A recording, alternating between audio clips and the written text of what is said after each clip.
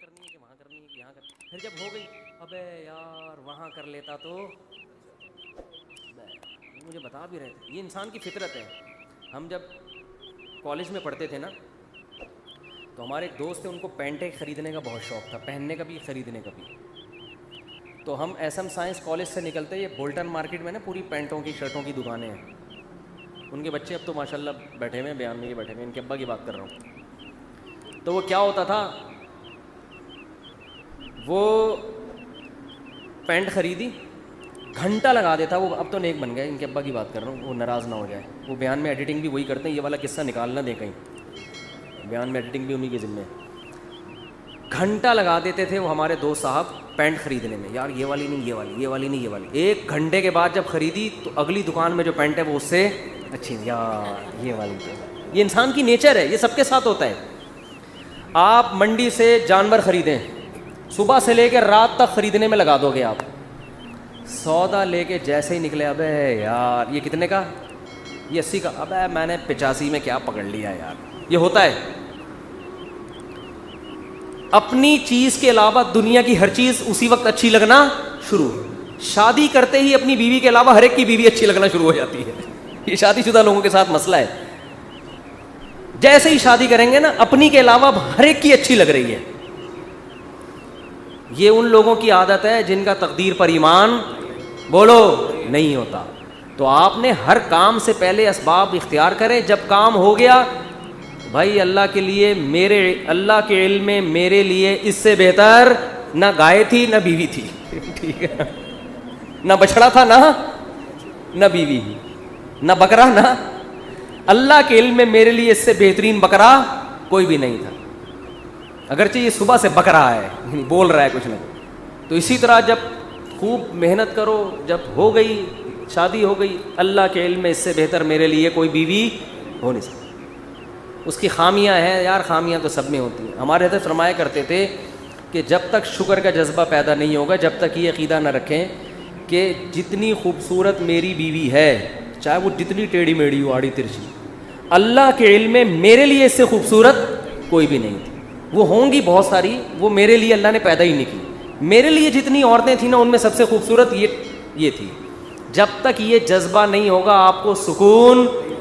اور عورت بھی یہ سوچے بھائی جتنے میرا میاں کتنا ہی آڑا, ڈینٹنگ پینٹنگ کا بہت کام ہے اس میں, ٹھیک ہے نا, بہت کام ہے, لیکن اللہ کے علم میں میرے لیے اس سے بہتر ہسبینڈ ہو نہیں سکتا. وہ ہوں گے. وہ خواتین کی بھی عادت ہے ناشکری والی. عورتیں اکثر اپنے میاں سے بحث کر رہی ہوتی ہیں, اس کے میاں کو دیکھا, وہ تو یہ شاپنگ کراتا ہے, وہ تو یہ خریداری کرتا ہے. اس کے میاں میں جو خامیاں ہیں وہ بیان نہیں ہوتی.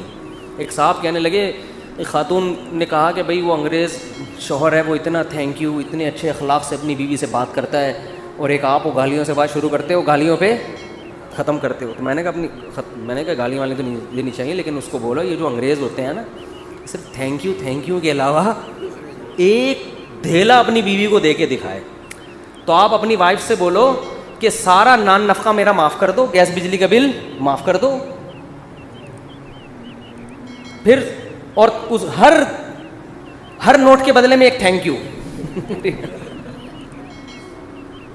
نہیں ہری بات, ہر نوٹ کے بدلے میں ایک تھینک یو. تو تھینک یو کی گردان پوری بیٹھ کے سنا دے گا. زندگی میں کبھی اس کی پیشانی میں بل نہیں آئے گا. تو یہ انسان کی نیچر ہے. دوسرے کی خامیاں نظر نہیں آتی, خوبیاں, اور اپنے والے کی خوبیاں نظر نہیں آتی, خامیاں نظر آتی ہیں. یہ مرد کے ساتھ بھی ہوتا ہے, عورت کے ساتھ بھی. لیکن جن کی طبیعت میں اللہ نے شکر کا جذبہ رکھا ہے, تقدیر پر ایمان رکھا ہے, وہ کہتے ہیں اللہ کے علم میں میرے لیے اس سے بہتر کوئی بھی نہیں. کوئی اگر تعریف بھی کرے نا اس کے سامنے, عورت کے سامنے, کہ میرے میاں تو اتنے اچھے ہو گئے, تیرا میاں میرے میاں سے اچھا نہیں ہو سکتا. صحیح ہے نا, اس کو یہ بتایا کریں, سمجھا دیں جا کے گھر والوں کو. اور جن کا تقدیر پر ایمان نہیں ہے نا, ساری زندگی کنفیوز, ساری زندگی. بہت سے لوگ ہم نے دیکھے کاروبار میں بہت مشورے کر لیے, سب کچھ, اب کاروبار شروع کیا, یار پتہ نہیں یہ والا کرنا چاہیے تھا کہ بھی نہیں کرنا چاہیے تھا. ہماری ایک ریلیٹیو خاتون تھی, انہوں نے اپنے بچے کو کون سے اسکول میں پڑھانا ہے 6 مہینے لگا دیے ان کی کھوپڑی میں بات. پھر اسکول میں ایڈمیشن کروایا تو ٹینشن, وہاں والا زیادہ اچھا تھا یہاں والا. یہ کنفیوژن اس کو ہوتی ہے جس کا تقدیر پر ایمان. بھائی آپ نے اسباب اختیار کر کے ایک فیصلہ کر لیا, فتوکل علی اللہ, کیا کرنا ہے اللہ پہ توکل. بہت مشکل ہے بات سمجھانا اس زمانے میں. تقدیر کا جو عقیدہ شریعت نے بیان کیا ہے, اس کا بھی لوگ غلط استعمال کر رہے ہوتے ہیں, غلط جگہ فٹ کر رہے ہوتے ہیں اس کو. ہمارا عقیدہ ہے نا کہ سب کچھ پہلے سے کیا ہے, طے شدہ, موت لکھی ہوئی, رزق لکھا ہوا, حتیٰ کہ جنت جہنم بھی لکھا ہوا ہے. قرآن نے یہ عقیدہ بیان کیا موٹیویٹ کرنے کے لیے, مایوس کرنے کے لیے نہیں. ہم کیا ہو رہے ہیں, مایوس کہ یار جب جنت بھی لکھی ہوئی جہنم بھی لکھی ہوئی تو عمل کا کیا فائدہ, جانا تو جہاں ہے وہیں جائیں گے ہم, ٹھیک ہے نا. جب صحت اور موت لکھی ہوئی ہے تو صحت بنانے کا, جب ہر ایک کی عمر لکھی ہوئی ہے تو صبح جاگنگ کی ٹینشن لینے کا. بے بول لو کیا ہو گیا بھائی. بھائی جب لکھا ہوا ہے کہ یہ بندہ 50 سال میں مرے گا, تھوڑا بڑھا لیتے ہیں احتیاطاً, 80 سال میں مرے گا, ایک مثال دے رہا ہوں, ہم کیوں جلدی ماریں اس کو 30 سال پہلے.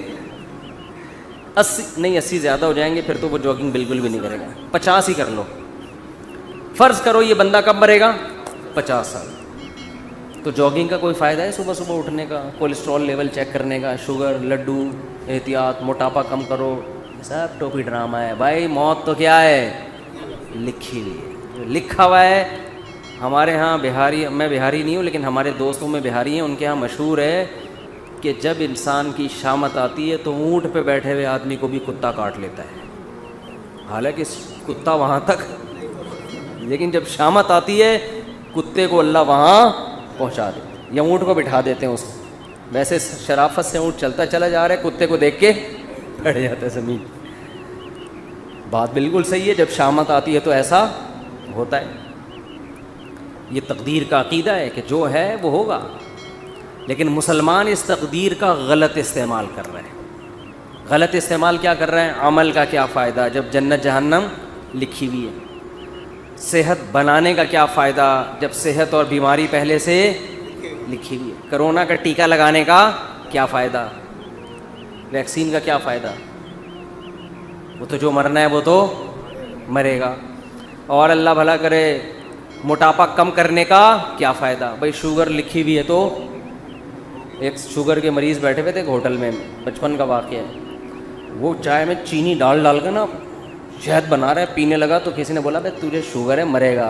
اس نے کہا ابے ان چیزوں سے کچھ بھی نہیں. اب تک انا للہ ہو چکا ہوگا, مجھے غالب گمان یہی ہے.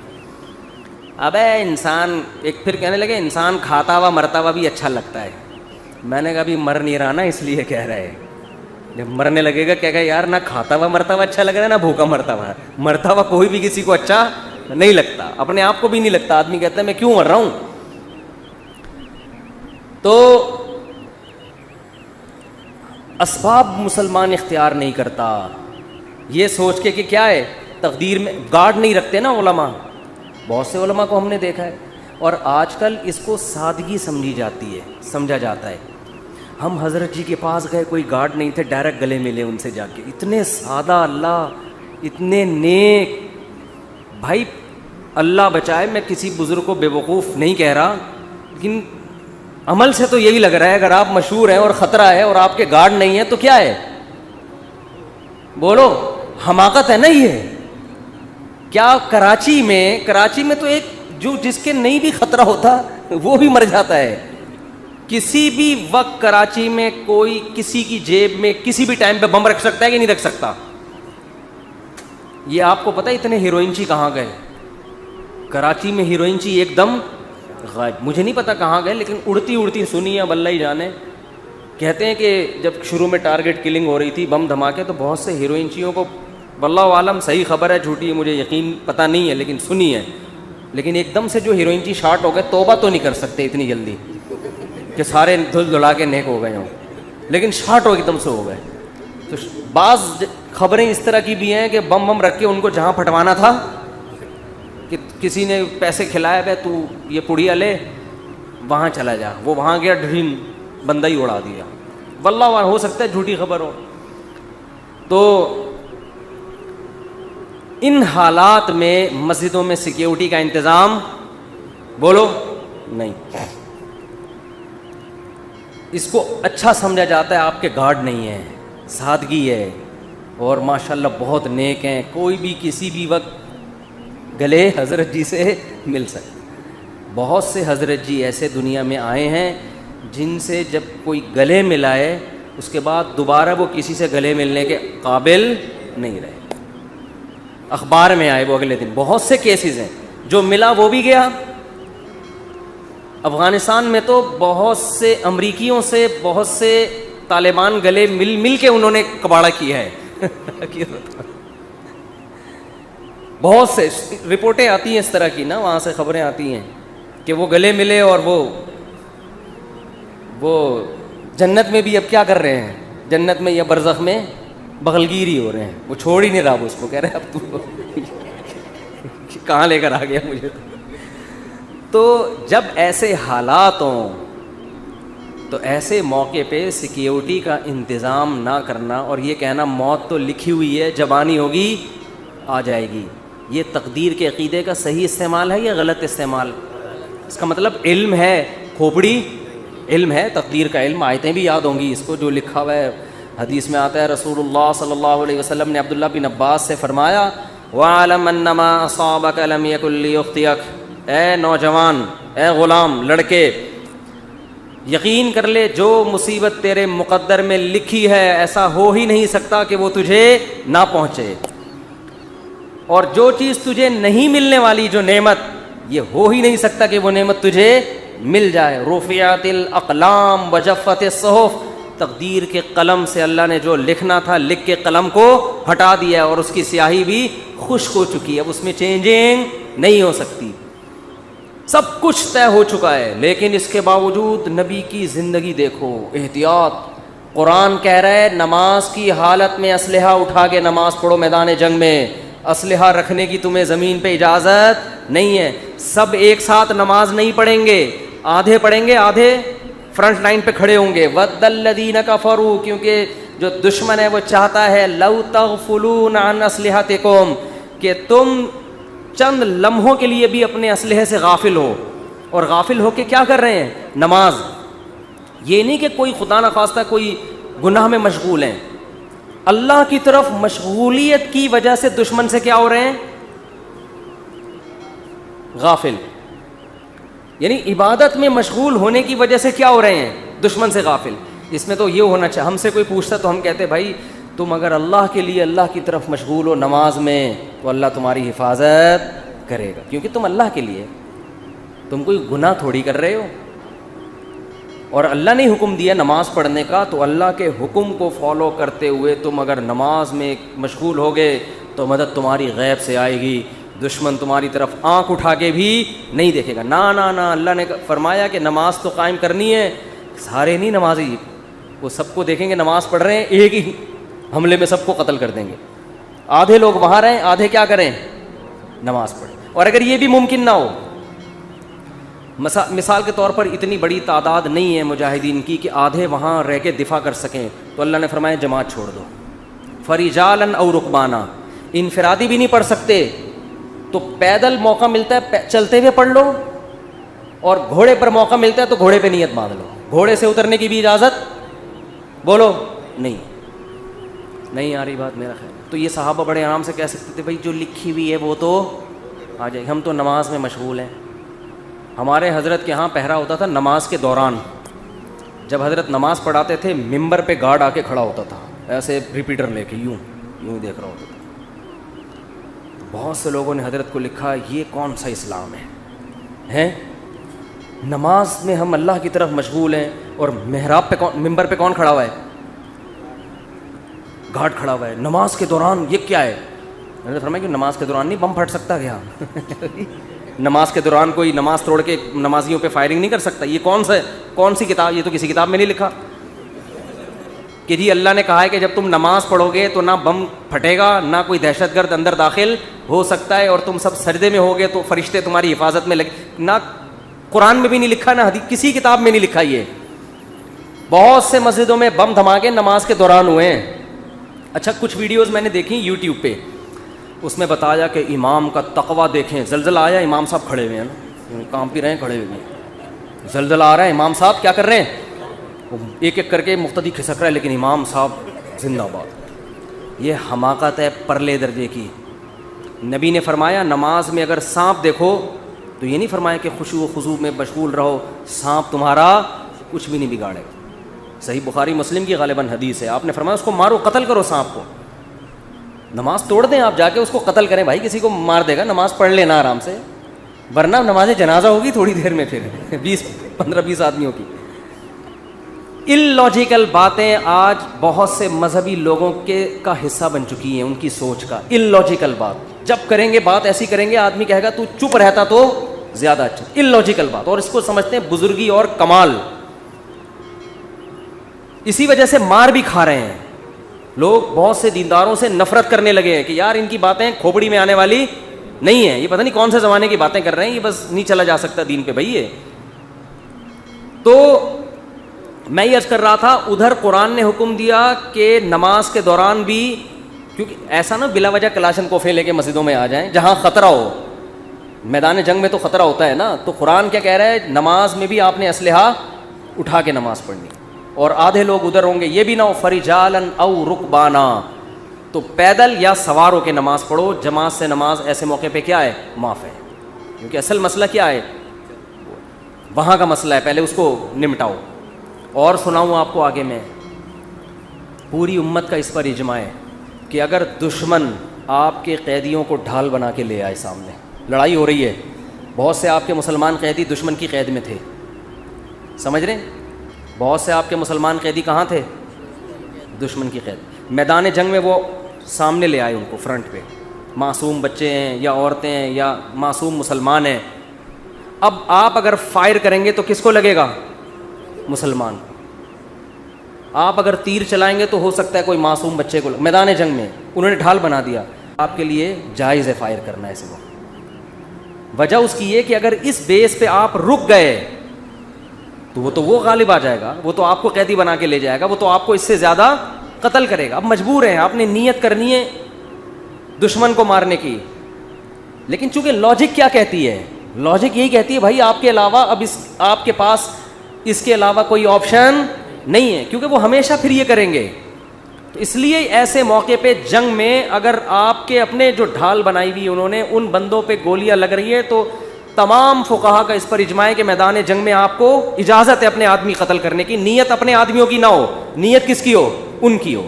یہ مجبوری ہے، اس کے بغیر ہو نہیں سکتا. آج کوئی مذہبی آدمی اس طرح کی بات کرے، لوگ کہیں گے کیا کہہ رہا ہے، اپنے لوگوں کو قتل کرنے کی باتیں کر. عام حالات میں نہیں ہے، جب ڈھال بنا کے لائیں تو ہم نیت اس کی کریں گے دشمن کی کہ بھائی اب مجبوری ہے، اگر مارا جا رہا ہے تو کیا کریں، ورنہ تو وہ ایسے موقع پہ کسی نے یہ نہیں لکھا کہ ہم مسلح بچھا کے بس اب تو ہمارے پاس دعا کے علاوہ کوئی آپشن نہیں. ہم کہیں گے اللہ یہ معصوم مسلمان ہمارے سامنے لے آئے، اے اللہ بس معاف کر دے، اے اللہ کیا کر، ہم تو مجبور ہیں. اب تو اللہ کہے گا بھائی زمین میں جب تک ہو تو جو اسباب اختیار کرے گا مدد اس کے ساتھ ہوگی. سمجھ رہے ہو، مدد کس کے ساتھ ہوگی، جو گراؤنڈ ریئلٹی کو دیکھے گا. جنگ میں ایسا ہوتا ہے، چالیں چلی جاتی ہیں جنگ میں، مختلف حربے استعمال کیے جاتے ہیں. تو میں یہ عرض کر رہا تھا، یہ جو تقدیر کا عقیدہ ہے اس کا صحیح مطلب کیا ہے، اس کو سمجھیں. صحیح مطلب یہ ہے، کام کرنے سے پہلے آپ نے کامیابی کے تمام ذرائع، تمام وسائل، تمام اسباب بھرپور طریقے سے استعمال کرنے ہیں. سمجھ میں نہیں آ رہی بات؟ مثال کے طور پر آپ چاہتے ہو میں 90 سال تک زندہ رہوں، ہر آدمی چاہتا ہے. نہیں چاہتے تو بتا دیں، ہاتھ کھڑا کریں. جو حضرات سبھی چاہتے ہیں، ہر آدمی چاہتا ہے میں 90 سال تک. بہت سے لوگ اس لیے بھی چاہتے ہیں تاکہ پہلی والی مرے، اللہ معاف فرمائے، غلط سوچ ہے. ان کو پتہ ہوتا ہے ہماری زندگی میں اس کے مرنے کا کوئی چانس، بہت غلط سوچ ہے، یہ میں بتا دوں، لیکن ہے بعض لوگوں کی. تو ہر آدمی چاہتا ہے، عورتیں بھی مرد بھی.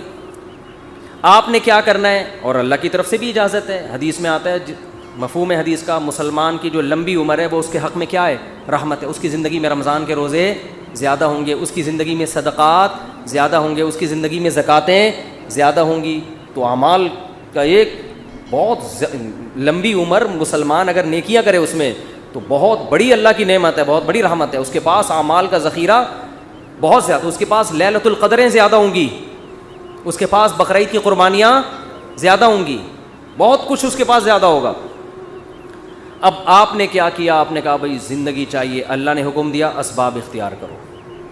سمجھتے ہو جو بھی اسباب، اور ہر چیز کے ماہرین سے پوچھا جاتا ہے کہ اس کا سبب کیا ہے. آپ چاہتے ہو آپ کے پاس W11 ہے، مزدہ ہے، آپ چاہتے ہو کہ یہ لانگ لائف ہو اس کی، تو آپ مفتیوں سے پوچھو گے؟ آپ کس سے پوچھو گے؟ میکینکس، جو مزدہ کے میکینک ہوتے ہیں. آپ کے پاس 1 to 5 ہے، آپ 1 to 5 کے جو میکینک ہیں ان سے پوچھو گے یار میں چاہتا ہوں جو میری بائک آج جیسی چمک رہی ہے اور جیسی انجن کی پاور آج ہے 20 سال کے بعد بھی یہ ایسی رہی. تو آپ کو بتائے گا بھئی آئل جلدی چینج کر لیا کرو، مینٹیننس کا خیال کرو، یہ کرو وغیرہ وغیرہ وغیرہ. آپ کسی مولانا صاحب کے پاس آؤ گے تو وہ آپ کو اس کا جواب بولو نہیں، وہ یہ بتائے گا کہ یعنی اگر آپ لمبی عمر چاہتے ہو، یہ باڈی بھی تو ایک مشین ہے نا، تو آپ اس کے لیے ڈاکٹروں کے پاس جاؤ گے، علماء کے پاس نہیں. علماء کے پاس صرف یہ پوچھنے کے لیے آؤ گے کہ لمبی عمر کا اسلام میں کوئی فائدہ بھی ہے یا نہیں ہے، یہ بتا دیں آپ مجھے. باقی عمر، صحت کیسے ہوگی، عمر میں اضافہ کیسے ہوگا، یہ کون بتائے گا؟ یہ میں نہیں بتاؤں گا، ٹھیک ہے، یہ میں نہیں بتاؤں گا. یہ کون بتائے گا؟ یہ ڈاکٹر صاحب بتائیں گے. آپ تو اب ڈاکٹروں سے پوچھا جائے گا تو آپ کو ڈاکٹر بتائیں گے بھائی کولیسٹرول لیول چیک کرو وغیرہ جو بھی بتاتے ہیں. اب وہ الگ بات ہے، خود بہت جلدی مر جاتے ہیں. وہ اکثر ڈاکٹر بیچارے پتہ نہیں کیوں بہت جلدی مر رہے ہیں. مجھے حکیم 99 سال تک زندہ میں نے دیکھے ہیں، 90-99، ڈاکٹر جلدی مر رہے ہیں. یہ عجیب بات ہے، حالانکہ علم ڈاکٹروں کے پاس حکیموں سے جدید علم ہے نا. اس کی وجہ پتہ ہے کیا ہے؟ ڈاکٹر صحت کے اصول بتاتے ہیں، خود اس پر عمل کرتے نہیں ہیں. سگریٹ کے آپ ان سے تقریر کروا لو سگریٹ کے اتنے نقصان، خود 6 ڈبے ایک دن میں خالی کر رہے ہوں گے. تو باتیں کرنے سے صحت نہیں بنتی ہے. حکیموں کو ہم نے دیکھا ہے جو بیسک صحت کے اصول ہیں نا ان کو فالو کر رہے ہوتے ہیں. رات کو جلدی سونا، صبح جلدی اٹھنا، صبح لمبی واک کرنا، تھوڑا کھانا، یہ بیسک اصولوں پر 90-95 سال کے ہم نے بہت دیکھے. تو وہ بیسک اصولوں کو نا لے کے چل رہے ہوتے ہیں. خیر، تو آپ کو پتہ چل گیا بھائی صحت کا یہ اصول ہے، تو آپ نے جاگنگ شروع کر دی، جم جانا شروع کر دیا، یہ بھی ہو گیا وہ بھی ہو گیا. اونٹ پہ ایک دن بیٹھے پاگل کتے نے کاٹ لیا آپ کو اور آپ کیا ہو گئے؟ مر گئے، ہسپتال میں پڑے ہیں. یہاں تقدیر کام آئے گی. اب آپ نے غم نہیں کرنا یار میں نے تو اتنا کچھ کیا، میں نے یہ، میں یوں. تو ایسے موقع پہ یہ اس موقع کی حدیث ہے، وَعْلَمْ أَنَّمَا أَصَابَكَ لَمْ يَكُنْ لِيُخْطِئَكَ. نبی حضرت عبداللہ بن عباس سے فرما رہے ہیں کہ یقین کر لے جو مصیبت تجھے پہنچی ایسا ہو ہی نہیں سکتا تھا کہ وہ نہ پہنچے. بس اللہ نے مقدر یہی کیا ہوا تھا. تم نے اپنے اسباب اختیار کر لیے، تمہیں ثواب مل گیا، لیکن اللہ نہیں چاہتا تھا. بات آ رہی ہے سمجھ میں؟ تو ہو جاتا ہے ایسے موقع پہ ہے، پہلے نہیں ہے، کام کے بعد ہے. بشرطے کہ آپ نے کام پورا کیا ہو. آپ نے کام پورا کیا ہو. اگر آپ نے کام پورا نہیں کیا پھر تسلی کا آپ کو حکم نہیں ہے. آپ شوگر کے مریض ہیں، 6 لڈو کھا کے آپ کی شوگر ہائی ہو گئی، آپ پڑھے میں کہہ رہے ہیں مقدر میں یہی لکھا ہوا تھا، گناہ ملے گا ایسے الفاظ کہنے سے. اللہ کہے گا یہ لکھا ہوا تھا مگر تیری حماقت کے ساتھ لکھا ہوا تھا. اللہ کو پتا تھا یہ اس کو شوگر ہے پھر بھی یہ حماقت کرے گا. تو اللہ کو پہلے سے پتا ہوتا ہے نا کون بے وقوف ہے، کون عقل مند ہے، کون حماقت. اللہ نے اس لکھ دیا تھا کہ یہ کمبخت گناہ کرے گا، ورنہ تجھے کس نے بتایا تھا کہ یہ لکھا ہوا ہے؟ سمجھ میں نہیں آ رہی بات؟ تو تقدیر کا عقیدہ آپ نے تمام اسباب اختیار کر لیے، رزلٹ 0 ہے. تو ایسے موقع پہ غیر مسلم ڈپریشن میں جاتا ہے کہ یار میں کامیابی کے سارے اسباب اختیار کر رہا ہوں مگر نتیجہ کیا ہو رہا ہے؟ 0. یہ جو موٹیویشنل اسپیکر آپ کو کامیاب لوگوں کی 7 گٹس بتا رہے ہوتے ہیں نا، 7 علامتیں، یہ ان کی بتا رہے ہوتے ہیں جو ہو چکے ہیں کامیاب. ورنہ بعض میں 14 علامتیں پائی جاتی ہیں 7 کے بجائے، وہ پھر بھی کامیاب بولو پھر بھی نہیں ہوتے. یہ تو آپ کو وہ بتا رہے ہوتے ہیں 7. وہ ہے نا مشہور کتاب ہے 7 ہیبٹس، کچھ اس طرح کا نام ہے اس کا، 7 عادتیں کامیاب لوگوں کی. اس میں وہ بڑی خاندانی عادتیں. تو اس میں پھر وہ فلانا جو تھا وہ یوں ہوا گیا تھا، وہ اتنا ہو گیا، وہ ویسے ہو گیا. بھائی یہ کتاب اس میں بھی لکھو فلانے میں 7 کے بجائے کتنی علامتیں تھیں، یہ 7 بھی تھیں اور الگ سے گریوی میں 14 7 اور بھی تھیں اس کی. ٹھیک ہے نا. 7 تو یہ کامیاب لوگوں کی, اور 7 بہت زیادہ کامیاب لوگوں کی اضافی اس میں قدرت کی طرف سے انسٹال ہوئی ہوئی تھی. 14 علامتیں ٹوٹل پائی جاتی تھیں جو دریافت ہو سکتا ہے اس کے علاوہ بھی پائی جائے, لیکن وہ اونٹ پہ ایک دن بیٹھا اور پاگل کتے نے اس کو کاٹ لیا. تو وہ ساری علامتیں کہاں گئیں؟ ہوتا ہے ایسے. اور میں اکثر امام شافعی کا ایک شعر پڑھتا ہوں. امام شافعی بہت بڑے شاعر تھے. ان کا ایک شعر ہے, وہ شعر کہتے ہیں کہ اذا سمعت بان مشدودا حوا عودا فاثمر في يديه فصدقي واذا سمعت بان محروما اتى ماء ليشربه فغاض فصدقي یا فحققی. امام شافعی فرماتے ہیں کہ اگر تمہیں پتہ چلے نا کسی کی اچھی قسمت ہے, خوش قسمت آدمی, اس نے ایک دن لکڑی ہاتھ میں پکڑی اور لکڑی نے وہیں پھل دینا شروع کر دیے, ابھی اس نے اس کو زمین میں دبایا بھی نہیں, درخت بھی نہیں, پانی کھاد یہ اس پروسیس سے گزرے بغیر ہی قدرت نے اس کا ایسا ساتھ دیا کہ لکڑی نے یا بیج نے ہاتھ میں ہی پھل دینا شروع کر دیے. فصدقی, تصدیق کر دیا کرو, خوش قسمتوں کے ساتھ ایسے واقعات ہو جاتے ہیں. مٹی میں ہاتھ ڈالیں سونا بن جاتی ہے. وہ ہوتا ہے نا, جس کاروبار میں ہاتھ ڈال رہے ہیں وہ ایک دم چلنا شروع. ایسے بہت سے لوگ ہم نے دیکھے, وہ گولے گنڈے کی ریڑھی لگائیں کروڑ پتی ہو جاتے ہیں. اور جناب وہ جس کام میں ہاتھ ڈالتے ہیں برکت. اور ایسے لوگ بھی ہیں, کوئی کروڑ پتی تاجر نے ان کو بلا کے صرف چائے پلا دی اپنی دکان پہ, مشورہ لے لیا چھوٹا سا, اور کاروبار ٹھپ ہونا شروع. کروڑوں کے کاروبار جب ان کے حوالے کرو تو ایک دم بیٹھ جاتا ہے وہ. بعض دفعہ ان کی اپنی حماقت ہوتی ہے, بعض دفعہ اللہ کی طرف سے بھی ہوتا ہے. تو فرماتے ہیں وَإِذَا سَمِعْتَ بِأَنَّ مَجْدُودًا حَوَا عُودًا فَأَثْمَرَ فِي يَدَيْهِ فَصَدِّقِي. خوش قسمت آدمی کے بارے میں اگر تم نے سنا کہ لکڑی ہاتھ میں پکڑی اور اس نے پھل دینا شروع کر دیا, مان لیا کرو ایسے واقعات ہو جاتے ہیں خوش قسمتوں کے ساتھ. وَإِذَا سَمِعْتَ بِأَنَّ مَحْرُومًا أَتَى. اور جب بدقسمت آدمی ہے اس کے بارے میں کبھی یہ خبر سننے کو ملی کہ اس کو صرف پانی چاہیے تھا, کوئی کروڑوں اربوں روپے بھی اس کی خواہش بیچارے کی نہیں, وہ کہہ رہے پانی مل جائے مجھے پیاس لگ رہی ہے, اور اسباب ایسے پیدا ہوئے کہ بھرا ہوا کنواں, اب تو ملے گا ہی پانی. اب وہ خوش ہو گیا کہ اب تو میری قسمت جاگ گئی بھائی, صرف 1-2 گلاس نہیں, کنواں کیا ہے بھرا ہوا اور میرے قریب ہی ہے, اب تو پانی تو ملے گا, میں تو کروڑوں بھی نہیں مانگ رہا اللہ سے. وہ پانی پینے کے لیے آیا, کنویں نے اس کو دیکھ کے, پانی نے جب اس کو دیکھا اس کو دیکھ کے نیچے ہو گیا کہ تجھے نہیں پی, سب کو ملے گا تجھے نہیں ملے گا. یعنی پانی نے جب اس کو دیکھا نا یہ آیا ہے, پانی نے کہا میں نیچے جا رہا ہوں میں. اس کو دیکھ کے, یہ شاید شاعری میں تو تھوڑا مبالغہ ہوتا ہے بات سمجھانے کے لیے, اس کو بھی لوگ پڑھ کے بیٹھ جائیں گے یار امام شافعی اتنے بڑے محدث, یہ کیسی باتیں ہیں. بھائی یہ سمجھانے کے لیے ہے نا, یہ سمجھانے کے لیے. تو کہتے ہیں وہ دیکھ کے نیچے چلا جائے تو کیا کرنا ہے, حقیقی اس کو بھی صحیح قرار دے دیا کرو. یار ہوتا ہے بعض دفعہ اونٹ پہ بیٹھے آدمی کو کتے کاٹنے کا مطلب یہی ہے. تو لیکن یہ کب سوچنا ہے, کام ہونے کے بعد. جیسے غزوہ احد میں مشورے ہوئے, سب کچھ ہوا, شکست ہو گئی, تو اللہ نے کیا فرمایا, غم کرنے کی اجازت نہیں.